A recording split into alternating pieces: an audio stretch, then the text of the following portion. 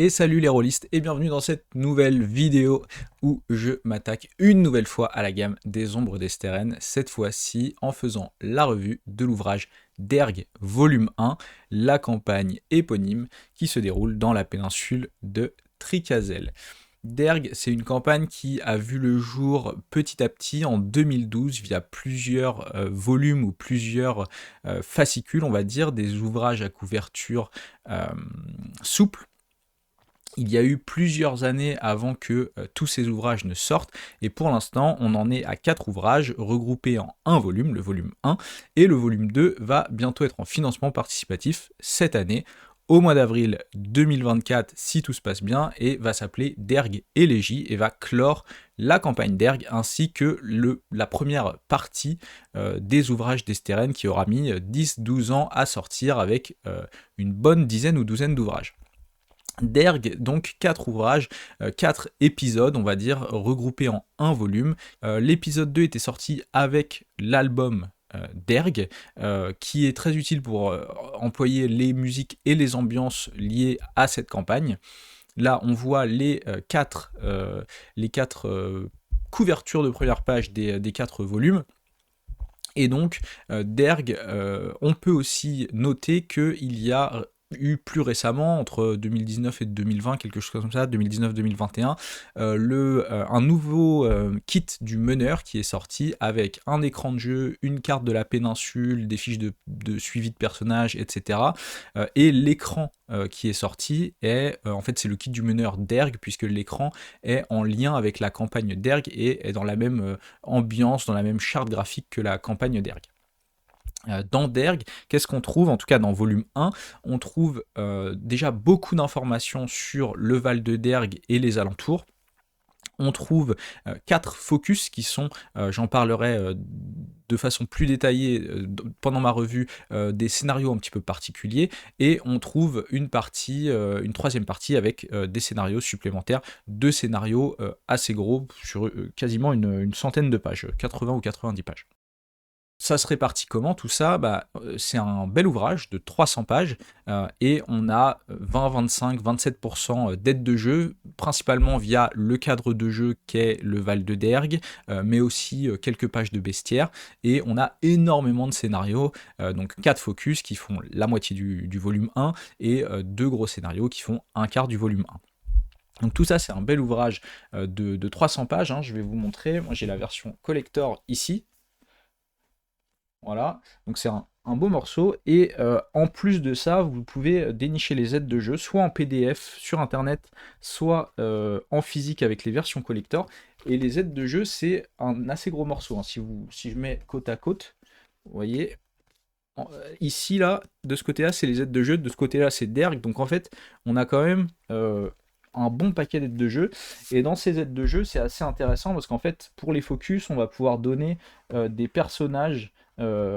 Par exemple, en fait, certains de vos joueurs vont jouer des PNJ. Et donc en fait, ça va être des pages A4 comme ça, avec un personnage et des informations liées au personnage. Mais on va avoir aussi énormément d'autres choses, comme des cartes mentales, des arbres généalogiques, etc., etc.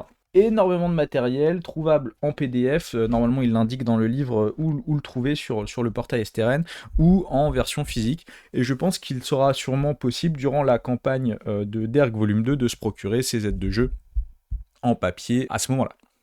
Je vais donc vous proposer de faire la revue du livre ensemble. Je vais passer très rapidement sur les 4 focus et les scénarios pour éviter de passer du temps sur des spoils. Je vais me concentrer sur la présentation de l'ouvrage et un feuilletage rapide de l'ouvrage, mais on pourra voir en détail ce qu'il contient. Et si ça vous intéresse qu'on se concentre sur des focus ou les scénarios, soit je pourrais sortir d'autres vidéos, soit on peut se retrouver sur le Discord. Il y a déjà une section qui a été ouverte à propos de Derg, et on peut sur le Discord parler de cette campagne tous ensemble.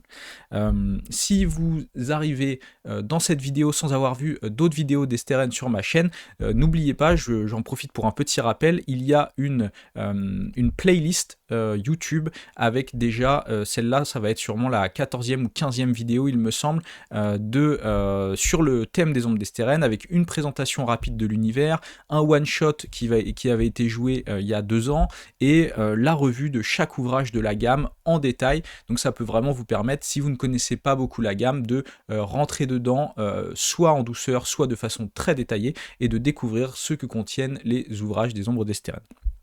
Là-dessus, je vous propose de commencer le feuilletage de l'ouvrage. On commence sur des crédits, une table des matières, donc un ouvrage de 300 pages, donc forcément la table des matières, elle va prendre 2 pages et demie, hein. Des avant-propos qui sont signés de Nel, et une double page que j'adore relire à chaque fois que j'ouvre Derg, évaluer le temps de jeu.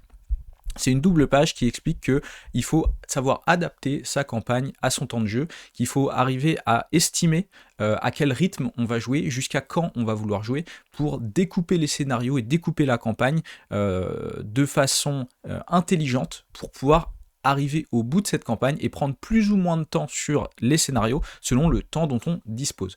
Ce qui est intéressant aussi, c'est que ces ouvrages-là, donc cet ouvrage-là qui est sorti il y a déjà plusieurs années, parle déjà de Derg volume 2, et ici ils indiquent qu'il faut normalement au moins 12 séances pour jouer Derg volume 2, avec à l'intérieur 2 focus, 3 scénarios, 7 scénarios modulaires, un grand scénario final et 2 modules pour l'épilogue. Je trouve que ça va être intéressant, vu que ça a été écrit il y a 5-6 ans, de comparer le produit qui avait été pensé, Derg 2, le Derg volume 2, à l'époque, et ce qui va nous être proposé au final maintenant, puisqu'il va forcément y avoir eu des retouches, des modifications.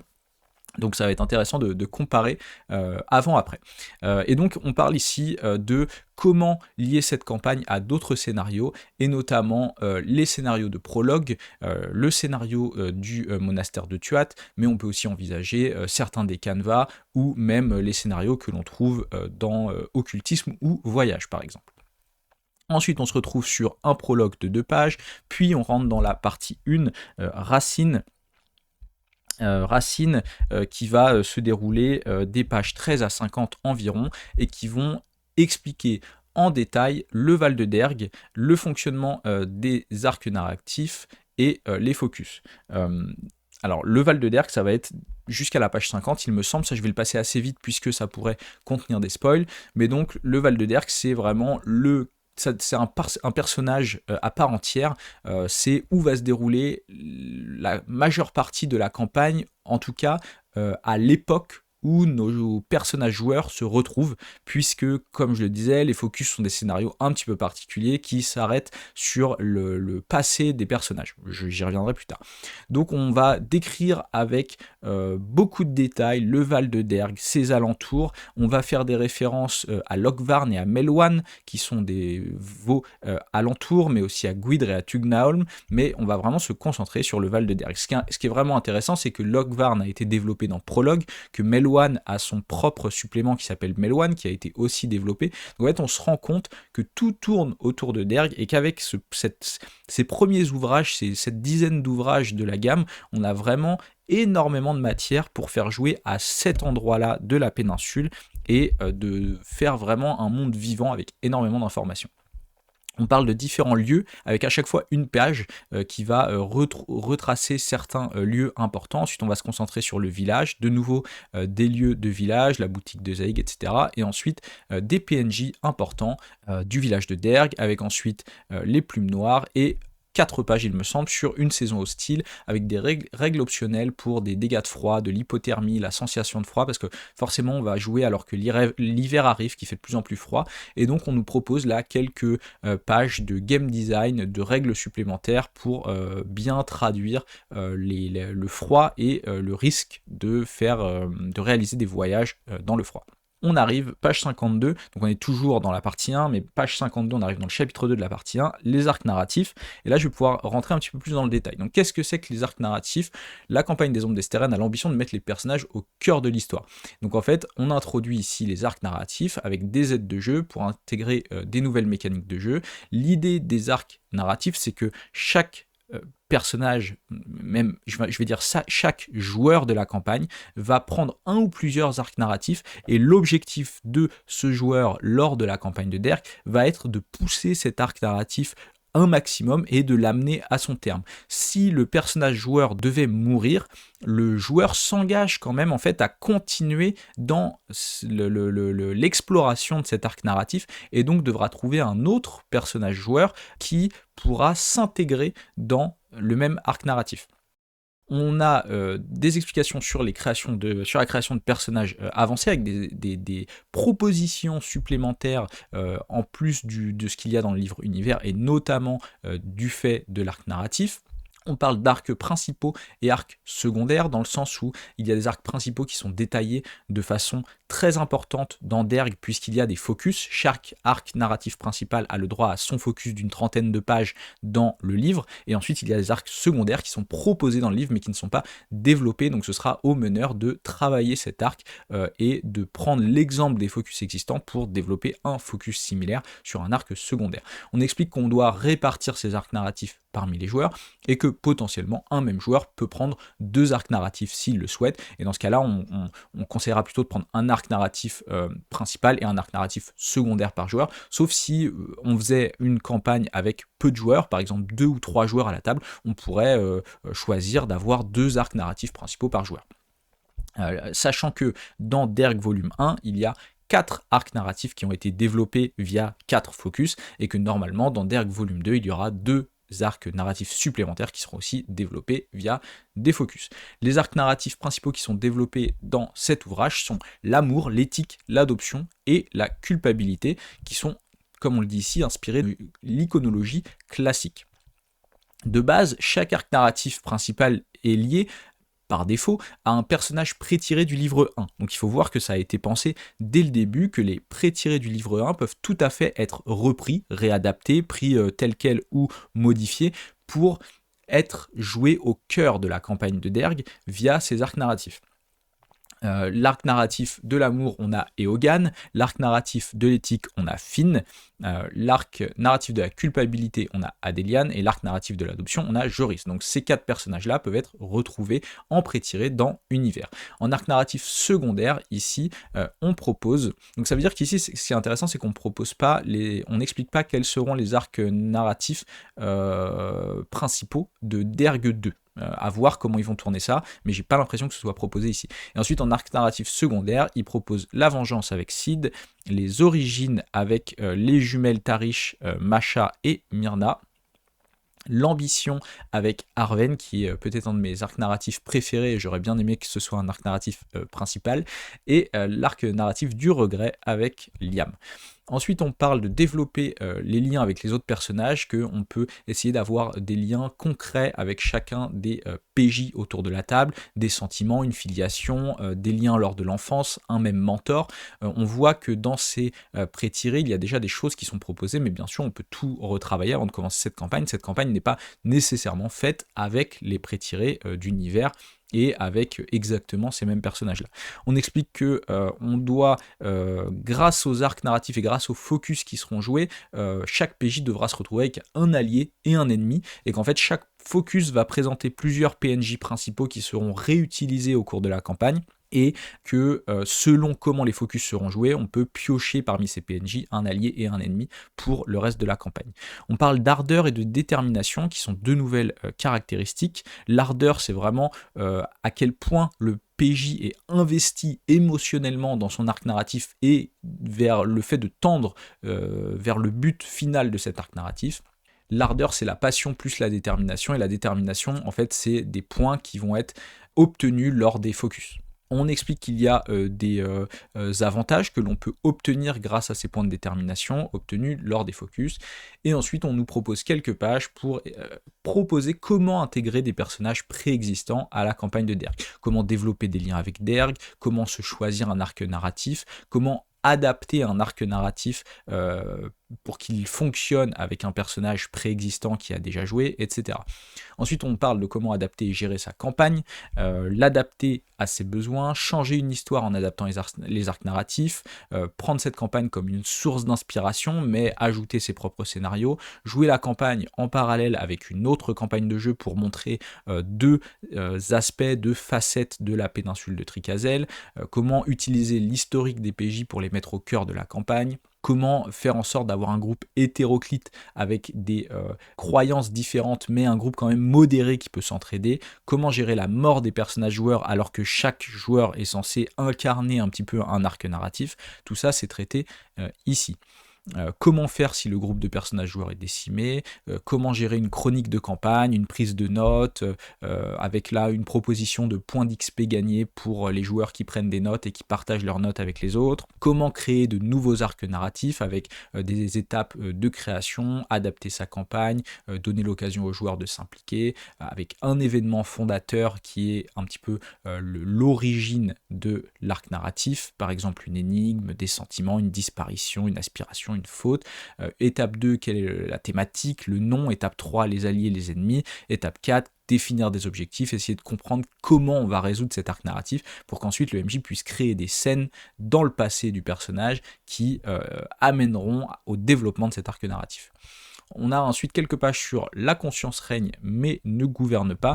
Et là, c'est un petit peu parler de l'horreur, parler de comment aider c'est des conseils au MJ pour essayer d'expliquer comment on peut faire en sorte de faire ressentir l'horreur à un joueur.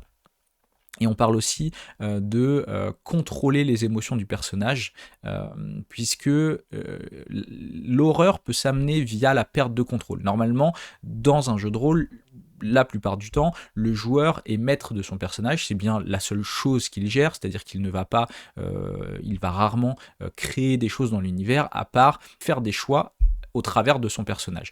Et il est parfois mal vu ou rarement fait que le MJ puisse prendre le contrôle ou le contrôle partiel du personnage joueur. Et donc là, on explique comment instiller l'horreur via une perte de contrôle temporaire, partielle du personnage joueur, en obligeant le joueur à certaines réactions, à certains sentiments, etc.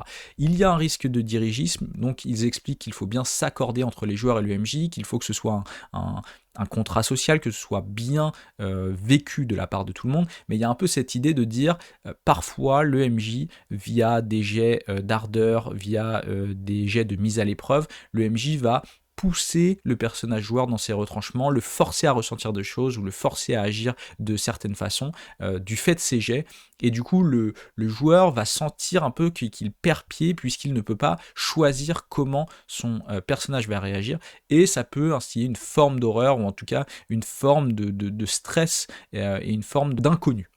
Comment construire des scènes autour des émotions avec les émotions principales et leurs dérivés, la peur, la tristesse, la colère, la surprise, la joie et le dégoût. Comment travailler sur les focus et le fait que chaque focus est lié à des émotions en particulier. Et une règle optionnelle, amour de Lyon, qui peut être l'amour d'une personne, l'amour du divin, l'amour d'un idéal, l'amour d'un symbole, etc. Et le fait que cet amour peut permettre d'ignorer la douleur, d'avoir des points de survie en plus. Donc on explique de façon très claire ici que l'amour est l'un des arcs narratifs principaux de la campagne, mais c'est aussi le thème central de la campagne. Et donc on considère que chaque personnage devrait avoir la possibilité en tout cas d'aimer quelque chose, aimer un dieu, aimer un symbole, aimer un idéal, et que cet amour puisse le faire se dépasser temporairement dans certaines situations. On rentre, page 80, sur les focus. On explique qu'est-ce que c'est qu'un focus. Donc la campagne d'Erg introduit un nouveau type de scénario, les focus. Les PJ sont engagés dans une quête commune, mais chaque membre du groupe possède sa propre histoire, ses propres motivations, et les focus sont l'occasion d'explorer cette intimité. Donc les scénarios sont joués avec des règles un petit peu différentes, puisqu'un seul joueur va incarner son personnage, et les joueurs interpréteront des personnalités importantes de la vie de ce personnage joueur et assisteront le meneur dans sa tâche. Indirectement, si on joue, en fait on va jouer dans le passé de chacun des personnages joueurs. Si on joue une scène où un autre personnage joueur peut être présent, rien n'empêche ce joueur d'incarner son personnage joueur pour cette scène-là, mais lorsque on jouera une scène du passé où seul un personnage joueur est présent, dans ce cas-là, le MJ et les autres joueurs se répartiront les rôles principaux, les rôles secondaires, on va dire, plus les rôles secondaires que les rôles principaux, des autres PNJ qui seront présents dans cette scène. Et donc en fait, chaque joueur autour de la table va incarner un ou plusieurs PNJ pendant une courte scène. Par exemple, un focus, on peut considérer que ça va être une séance, et il va aider le MJ dans sa tâche de un petit peu théâtralisation et mise en place d'une scène. Le MJ peut même ne pas se donner de rôle à lui, il peut seulement donner des rôles à des joueurs et lui simplement tourner autour de la table, donner des conseils aux joueurs, être là un petit peu en metteur en scène, en disant bah voilà là ton personnage secondaire il ressent ça et peut-être qu'il réagirait comme ça. Et en fait on va amener du RP, on va amener des scènes fortes mais qui se déroulent dans le passé du personnage joueur. On explique que les focus, c'est l'objectif d'inaugurer l'arc narratif, de développer l'histoire d'un personnage joueur, d'explorer d'autres facettes de l'univers, et l'objectif, c'est d'explorer l'arc narratif et d'explorer un petit peu les décisions qu'a pris ce personnage dans son passé et comment ça va impacter sa psyché et ses choix dans le présent.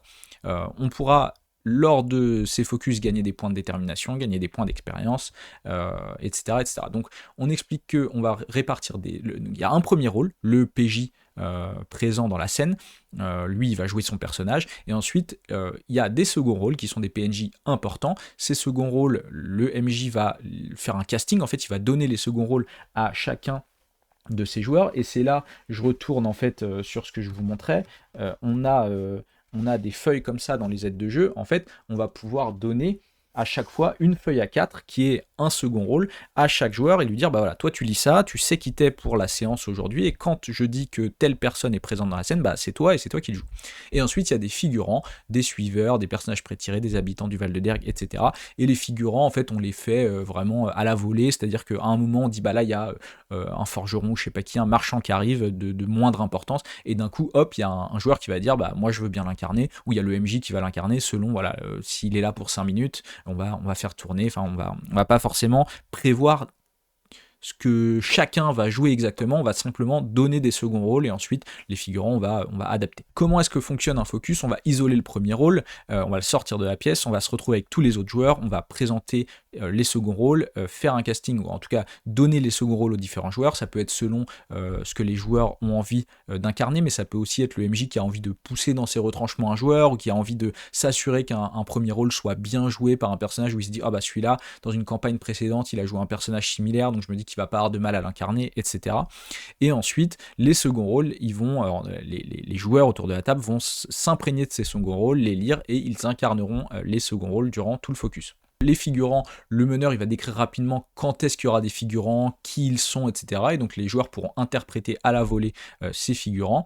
Et l'idée c'est vraiment que les joueurs sont les complices du meneur et se retrouvent un petit peu du même côté de l'écran que le meneur pour ce focus, et le personnage joueur, le personnage principal, le premier rôle, se retrouve tout seul à vivre cette expérience.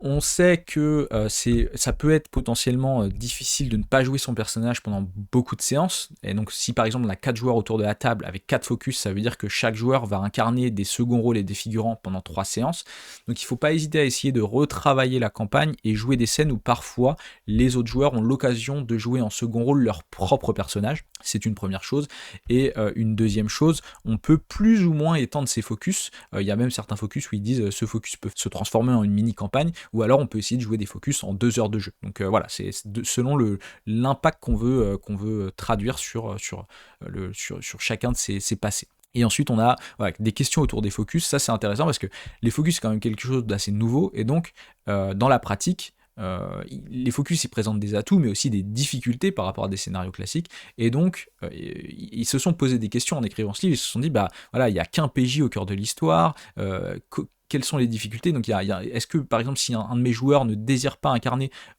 autre chose que son propre personnage joueur, etc., etc. Donc en fait ils expliquent qu'il y a des atouts, ils expliquent qu'il y a des difficultés, et ils parlent un peu de comment dépasser ces difficultés, comment distribuer les seconds rôles, la difficulté d'interpréter des figurants à la volée, quelques exemples, et ensuite on arrive sur Résurgence. Avant de parler de Résurgence, parce qu'après on va aller très vite sur le reste du feuilletage du livre, moi je voudrais m'arrêter un petit peu rapidement sur ces focus et ajouter un petit peu mon point de vue sur ces focus. Je trouve ça très intéressant de repartir dans le passé des personnages, de travailler un petit peu une timeline où on va pouvoir jouer, se concentrer sur certains aspects du passé des personnages et vivre cet aspect-là. Et je pense que ce qui pourrait bloquer certains des joueurs, c'est aussi de vivre quelque chose qui a déjà eu lieu. Donc ce qui est important pour moi, c'est de mettre l'accent dans les focus sur, ok c'est du passé, mais à chaque fois, dans chaque focus, le personnage principal, le premier rôle, le PJ qui joue le joueur qui joue son PJ, il va avoir des choix à faire, des choix qui ne sont pas forcés, c'est-à-dire qu'il y a pas mal d'éléments charnières dans chaque focus, et rien n'empêche le MJ d'en ajouter encore plus, des éléments charnières qui vont un petit peu conduire la suite de la campagne quand on va rentrer dans le présent, et donc il faut bien expliquer à ses joueurs que même si c'est le passé, rien n'est écrit. Ok, ton personnage ne devrait pas pouvoir mourir puisque c'est son passé et qu'on sait qu'il est vivant dans le présent. D'accord, il ne peut pas mourir.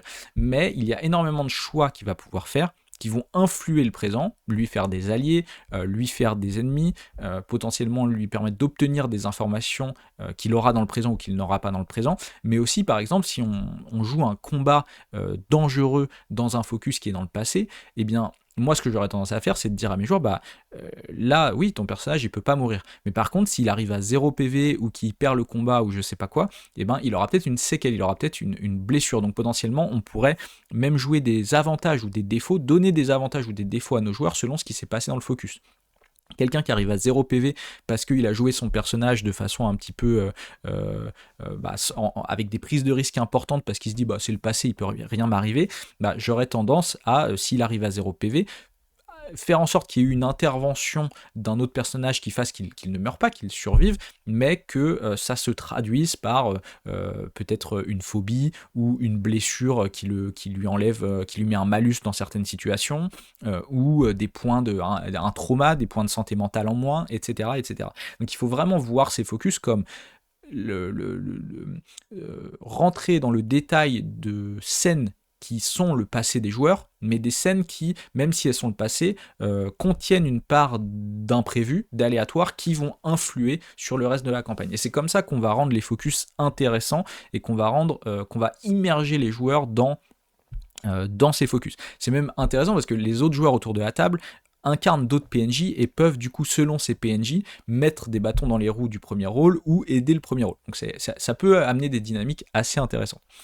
Voilà, c'est à peu près tout ce que j'avais à dire sur les focus. Ensuite, donc, dans le livre, on est ici page 86-87, donc on a vu tout le détail du Val de Derg, on a vu le fonctionnement des focus, et page 90, on rentre dans le détail des 4 focus. Donc on a 4 focus sur l'amour, l'éthique, l'adoption et la culpabilité.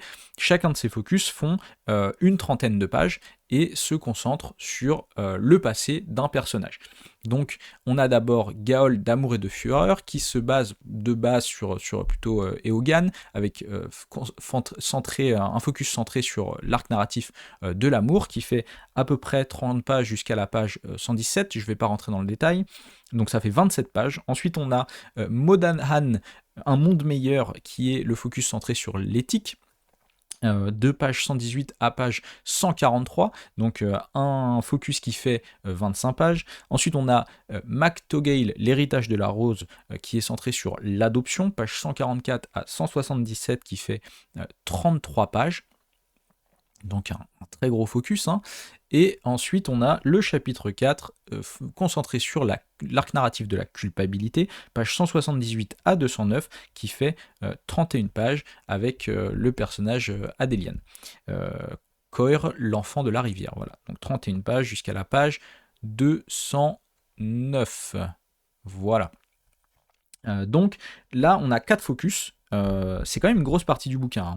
On parle de quasiment la moitié de la pagination du livre sur ces focus-là. Donc j'ai envie de dire 2 choses là-dessus. Premièrement, quand vous achetez Derg, vous l'achetez en partie pour ces focus. La moitié du livre, c'est des focus. Quand on parle des 4 petits volumes qui étaient sortis avant que Derg soit un volume, donc les 4 petites parties, les 4 livres à couverture souple, en fait il y avait un focus par petit bouquin. Là on a un gros bouquin, 300 pages, dont 30 x 4, 120 pages, quelque chose comme ça, hein, de focus. Plus encore une bonne dizaine de pages qui expliquent le fonctionnement des focus. Donc il faut se rendre compte que quand vous achetez Derg, quand vous voulez faire jouer Derg, ça passe en partie par ces focus. Si vous n'avez pas envie de jouer dans le passé de vos personnages, vous pouvez très bien utiliser ces focus pour jouer des flashbacks rapides ou pour expliquer des choses à vos personnages, même si à mon avis vous allez perdre une partie de l'essence de ce qui fait la campagne de Derg. Autre chose, ces focus, rien, pour moi, même si vous n'avez pas envie de jouer la campagne de Derg ou pas envie de jouer les focus, ils ne seront pas perdus, ces focus, dans le sens où chacun de ces focus peut être pris à part et en fait être un espèce de one-shot un petit peu particulier que vous pourriez faire jouer à un joueur par exemple. Donc il y a quand même beaucoup de bonnes façons de réexploiter ces focus dans des one-shots, dans d'autres campagnes. Ça apporte des informations sur la péninsule de Tricasel. Moi je trouve que ça reste une bonne lecture, même si vous ne comptez jamais faire jouer d'Erg. En fait, vous apprenez quand même beaucoup de choses et ça fourmille d'idées, ça vous apporte pas mal d'idées sur comment jouer dans les ombres d'Esteren via la lecture de ces focus. Ensuite, on rentre dans Fléau, qui est la troisième partie du livre. Donc, on est déjà page 211 sur 298, quelque chose comme ça, ou 300. Et donc, jusqu'à la fin du bouquin, on est dans la troisième partie, Fléau, qui est constituée de 2 chapitres. Chapitre 1, Chemin de l'hiver, qui prend une quinzaine de pages, et chapitre 2, Ravage, qui prend environ 70 pages, 67 pages. Donc, Chemin de l'hiver, c'est un scénario assez court, 15 pages, qui permet en fait de rentrer dans le temps présent, d'amener un petit peu les joueurs à se retrouver, les personnages joueurs à se retrouver. C'est assez court, mais c'est quand même assez intéressant à faire jouer, je pense. Et ensuite, on se retrouve dans Ravage, qui est découpé en fait en 3 grosses parties, qui est considéré comme un scénario, mais qui pour moi va être joué sur plusieurs séances, facilement 3, 4, 5 séances, et qui est considéré comme un seul scénario. D'ailleurs, si je retourne tout au début, quand on dit ici, ils disent 10 séances, ils disent qu'il faut au moins 10 séances pour jouer Derg, une séance pour la création de personnages avancés, une séance pour l'exploration du Val de Derg, une séance par focus détaillé, donc 4 focus, et 4 séances pour jouer Vestiges, Réfugiés et Ruines de Féaril. Et donc en fait, Vestiges c'est Chemin de l'hiver, Réfugiés et Ruines de Féaril c'est Ravage. Donc ils considèrent eux que tous ces 3 scénarios, la Fléau à la fin du livre, c'est 4 séances de jeu.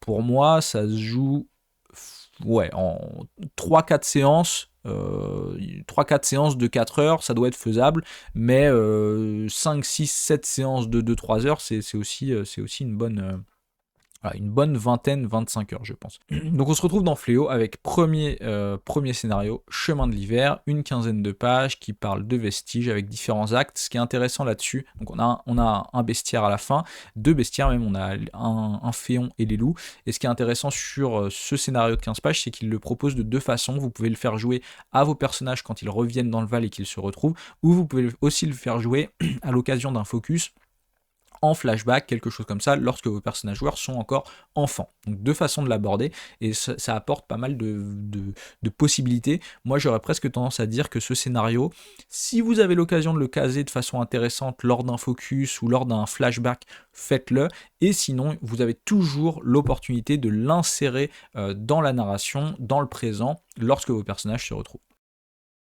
On parle aussi de la dangerosité des loups, donc on a en fait même les loups sont sur 4 pages, hein. On a le profil du loup, connaître et reconnaître le loup, avec un petit peu un truc où c'est un Varigal qui parle, et on a une règle spéciale avec le frère des loups et la fureur des loups, ça c'est assez cool. Ensuite on rentre dans le chapitre 2, Ravage, avec un retour brutal dans le présent, un rôle important du climat, et là on va être sur 3 actes différents, je vais pas rentrer dans le détail, mais c'est 67 pages de scénario qui vraiment, en fait à partir de là, tous les événements, ils le disent dans le livre, tous les événements vont s'enchaîner jusqu'à la fin de Derg 2, qui n'est pas encore sorti, on est bien d'accord. Mais donc dans Derg 2, on dit qu'il va y avoir des focus qui vont sortir, des scénarios et des scénarios modulaires. Ce qui nous disent très clairement au niveau de ce scénario-là, c'est que quand vous commencez les événements de Ravage, tout va s'enchaîner jusqu'à la fin de Élégie qui, je le rappelle, sera en financement participatif en 2024 et probablement livré au moins en PDF en 2024, puisqu'ils ont dit que la partie 5 était déjà complètement clôturée. Donc Ravage, 70 pages, je ne vais pas rentrer dans le détail, mais voilà, beaucoup de choses intéressantes à faire jouer, avec une forteresse et un peu de bestiaire. Et on se retrouve sur un index en 2 pages, il me semble, et une armée des ombres avec 2 pages de personnes qui ont aidé au financement de Derg. Et donc voilà, on se retrouve sur un feuilletage qui aura sûrement duré bien 40 ou 45 minutes, je suppose. Un gros ouvrage de 300 pages, une très belle campagne. Moi, la grosse limite que je trouve à cette campagne, pour l'instant, c'est qu'elle n'a pas de fin, que Derg 2 n'est pas encore sorti. Si vous découvrez Derg avec cette vidéo ou que vous êtes en train d'hésiter à commencer à mettre le pied dans les ombres d'Esteren, 2024 c'est quand même une année charnière pour les ombres d'Esteren puisque Derg 2 va sortir et que donc on aura toute une première partie de cet univers qui sera complètement clôturé, où on pourra vraiment rentrer via plusieurs ouvrages. Donc je vous le rappelle, vous pouvez aller voir ma playlist avec tous ces ouvrages qui sont détaillés. Je conseille notamment les ouvrages Voyage, Occultisme, Manuel de la Lune Noire qui sont vraiment des perles et qui sont parfaits pour rentrer dans l'univers. Monastère de Tuat est aussi un très bon ouvrage. Et là, on va se retrouver avec Derg, volume 1 et volume 2 nommé Élégie, qui vont permettre d'avoir une campagne complète, permettant de faire jouer 3 à 6 joueurs, même 2, on va dire 1 à 6 joueurs, avec 6 focus potentiellement, donc vraiment pouvoir rentrer dans le passé de 6 personnages, si on fait une campagne avec 6 joueurs, énormément de scénarios, et de quoi jouer à mon avis pour facilement entre 6 mois et 2 ans, selon votre rythme et selon à quel point vous voulez rentrer dans le détail de chacun des scénarios. On va se retrouver sur une vraie belle grosse campagne qui va permettre de commencer à effleurer certains secrets de l'univers. Pour moi, c'est ça Derg, c'est-à-dire que, et c'est ça toute la partie 1, là, les 10 ou 12 ans d'ouvrages qui sont sortis d'Esteren, c'est une mise en place pour la suite. C'est-à-dire que on va, à partir de là, connaître suffisamment l'univers et avoir suffisamment vécu des événements dans la péninsule de Tricazel pour être prêt à commencer à découvrir les secrets de l'univers. Certains diront que ça fait beaucoup, certains diront que les secrets sont pas sortis assez vite, certains diront qu'ils auraient aimé avoir les secrets très vite. Moi, je pense que c'est aussi un parti pris, qui n'était pas forcément un parti pris volontaire, mais c'est un parti pris de se dire, je vais... Moi, en tant qu'MJ, pas forcément connaître tous les secrets. Je vais inventer des secrets, je vais inventer des choses qui sont peut-être partiellement vraies, partiellement fausses. Je vais présenter cet univers à mes joueurs via le prisme de certains personnages, de certaines histoires, de certains one-shots, etc. Et tout ce que je vais présenter, ça va toujours être présenté à travers le prisme et le biais de certains personnages, de certaines croyances, et ce ne sera pas forcément la vérité vraie au final. Et donc on arrivera à un moment, si vous avez beaucoup joué avec vos joueurs, ils vont connaître plein de choses de l'univers, ils vont se poser beaucoup de questions, comme vous d'ailleurs, vous posez en tant que MJ sûrement beaucoup de questions après avoir lu tout ça, et on va arriver, je l'espère, à une étape de la gamme où on va commencer à rentrer dans les secrets, la partie 4 des ombres d'Esteren, on va rentrer dans une nouvelle partie, et ces secrets vont apporter des éléments de réponse. Je ne sais pas si ce sera des éléments fixes ou des propositions de réponse, mais en tout cas, va apporter des éléments de réponse qui permettront de passer à un stade dans l'univers où on va en fait clore cet univers en expliquant vraiment les dessous de chacun de ces secrets. J'espère que vous êtes encore là, que ça a été une revue intéressante. C'est-à-dire que ça reste un gros morceau. Si j'étais rentré dans le détail de chacun de ces focus et de scénarios, premièrement, beaucoup de personnes n'auraient pas regardé cette partie de la vidéo parce que ça aurait spoilé ces personnes-là, et deuxièmement, ça aurait fait une vidéo peut-être d'1h30 ou de 2 heures, ce que je n'ai pas forcément le temps ni l'énergie de faire pour l'instant. Mais si vous voulez parler de Derg plus en détail, n'hésitez pas à venir sur le Discord du studio Agathe, puisque il y a une section forum où on peut parler de Derg ensemble. N'hésitez pas à mettre un j'aime, à mettre en commentaire ce que vous pensez de Derg et si vous avez des questions sur cette campagne, j'y répondrai avec plaisir.